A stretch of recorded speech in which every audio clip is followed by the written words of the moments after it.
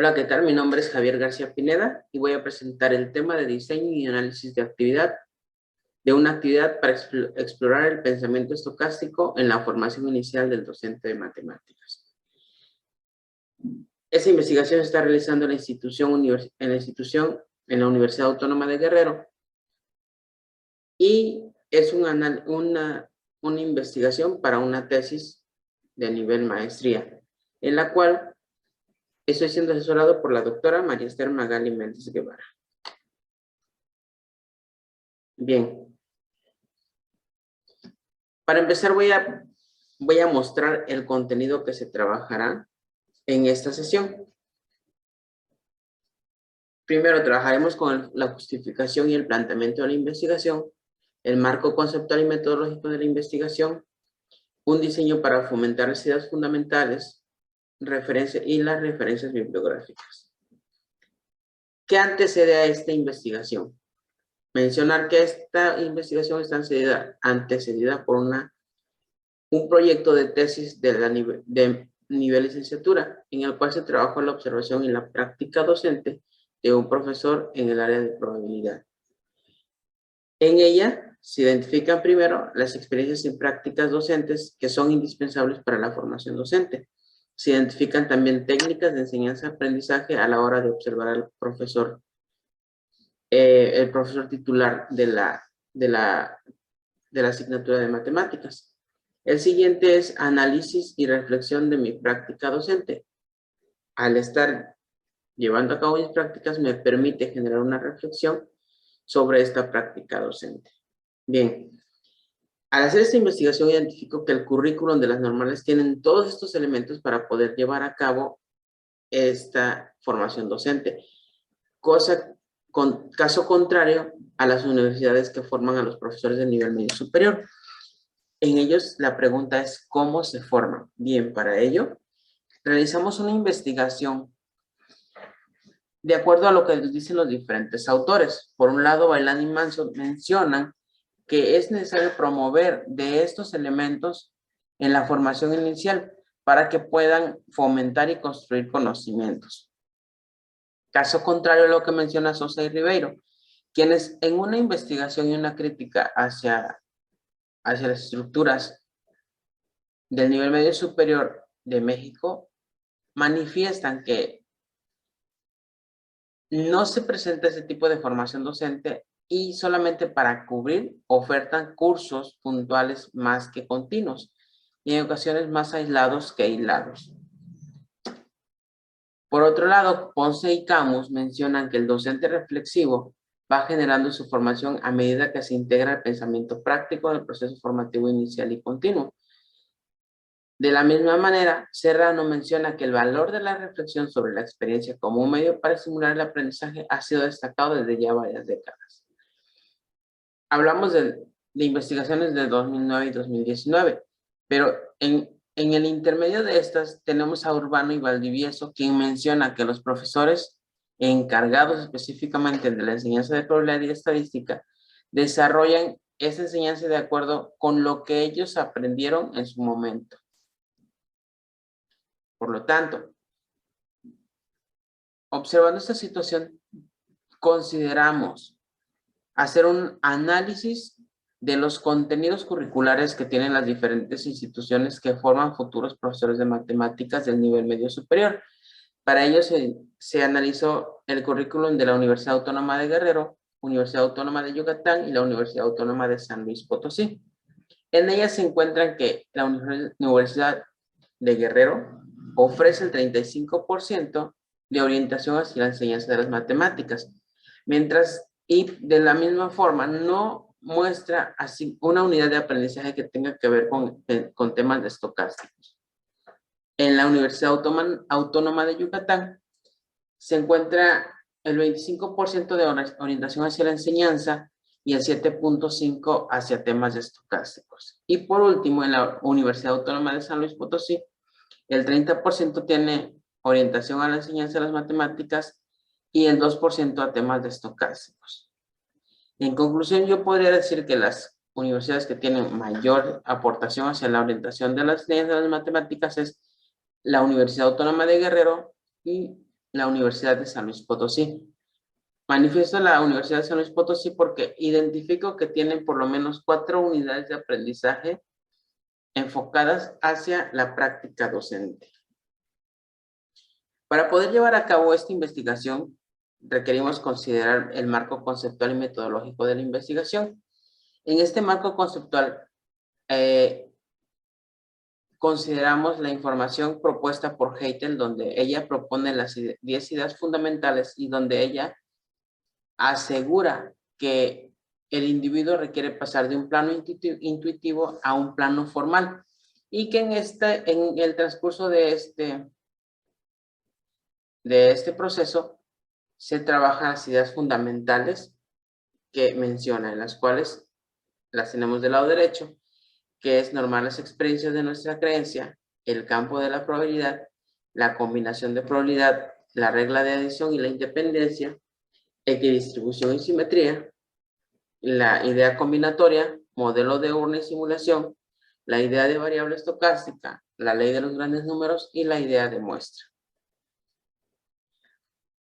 Algunas de esas ideas fueron consideradas en el diseño de nuestro experimento de enseñanza.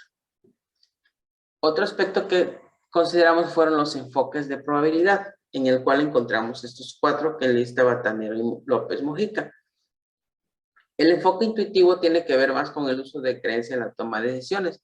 El enfoque frecuencial se calcula la probabilidad mediante los resultados de un experimento. Y el enfoque clásico, el cálculo de la probabilidad sin experimentar. Por otro lado, el enfoque axiomático se dice que se concibe como la probabilidad como un tipo especial de medida. Lo que dicen al respecto estos autores al respecto del enfoque de probabilidad, menciona Batanero, por ejemplo, que los enfoques de probabilidad deberían ser incluidos de forma progresiva partiendo de las ideas intuitivas y considerar necesario un tránsito flexible entre estos enfoques. Vázquez y Alsina asegura que el estudio de probabilidad preocupa al profesor en mejorar su enseñanza y por lo tanto deben tener presente los distintos enfoques. Y por último, López Mujica Yaque menciona que los docentes emplean el uso de ideas intuitivas para los alumnos para incorporar de manera gradual estos enfoques de probabilidad. Sobre la delineación de nuestra investigación, nuestro objetivo es fomentar el pensamiento estocástico en la formación inicial del docente de matemáticas y por lo tanto nuestra pregunta es ¿cómo fomentamos el pensamiento estocástico en la formación inicial del docente de matemáticas? Para dar respuesta a esta pregunta, se realizó un experimento de enseñanza que de acuerdo con la bibliografía de Rinaldo y Donolo en su investigación 2010, esta consta de 3 fases. La primera es formular el diseño, la segunda es implementar el diseño y por último es analizar. Estamos en el proceso de análisis de datos obtenidos con el diseño realizado. Este es nuestro diseño para fomentar las ideas fundamentales de estocásticos y explico brevemente cómo funciona. Se hace el lanzamiento de dados, 2 dados, uno es negativo y el otro es positivo. En el caso de que en ese momento estamos trabajando de forma virtual, el dado izquierdo es negativo y el dado derecho da números positivos. Y el resultado es el que avanza. Por ejemplo, si resultas menos 6 más 5, el resultado es menos 1. Por lo tanto, el caballo con el número menos 1 avanza. Y así sucesivamente se hace el proceso de por lo menos 50 lanzamientos. Para la actividad yo pedí 70 lanzamientos para poder implementar esta actividad. Bien, durante toda esta actividad, durante la experimentación que está desarrollando, genero preguntas que permiten pasar de lo intuitivo a lo formal. Es decir, trabajamos en la primera parte, generación de las primeras ideas, en el cual se encuentra el enfoque intuitivo y la idea fundamental normando las expresiones de nuestra creencia. Debo mencionar que la idea fundamental normando las expresiones de nuestra creencia está presente en toda nuestra actividad. El siguiente es, después de experimentar 20 lanzamientos, preguntamos, ¿qué observas en los 10 y 20 lanzamientos? ¿Ganaste con tus predicciones?